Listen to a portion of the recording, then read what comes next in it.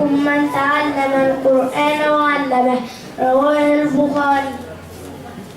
بارك الله فيك. الآن مع مي بن صالح. تفضل مي متسابقة الموالية مي بن صالح. مي حاضر. تفضل.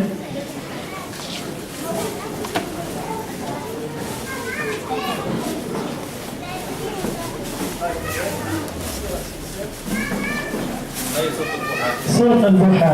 تفضل.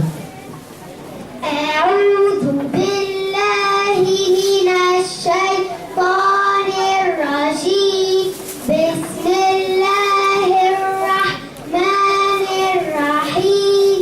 والضحى والليل إذا سجى ما ودعك ربك وما قلى وللآخرة خير لك من الأولى ولسوف يعطيك ربك فترضى.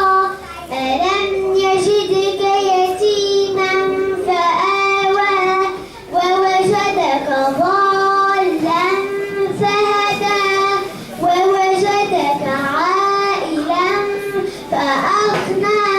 فأما اليتيم فلا تقهر وأما السائل فلا تنهر وأما بنعمة ربك فحدث.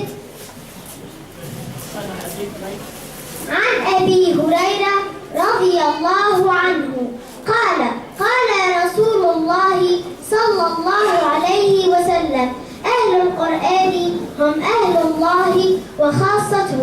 رواه الترمذي. بارك الله فيك. ما شاء الله. ان شاء الله مدينين الحضور بعد ما يخرجكم حفظوا الاحاديث هذه.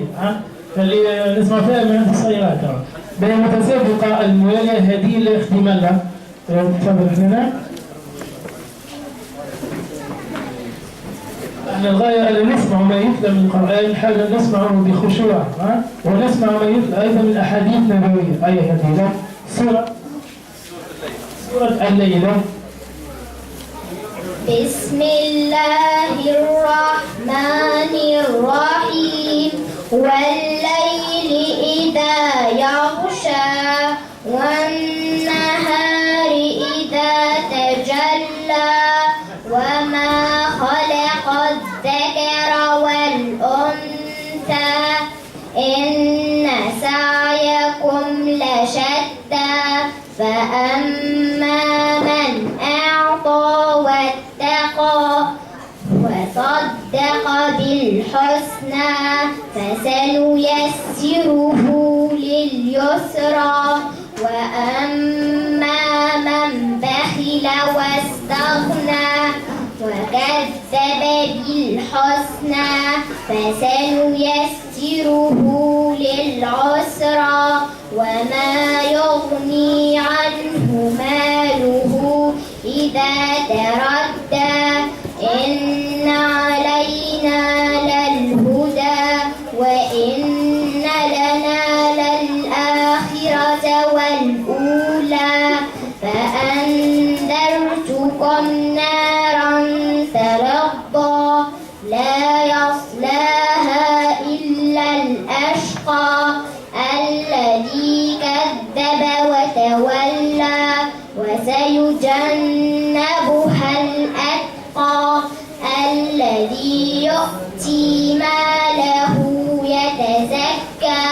وما لأحد عنده من نعمة تجزى إلا ابتغاء وجه ربه الأعلى ولسوف يرضى.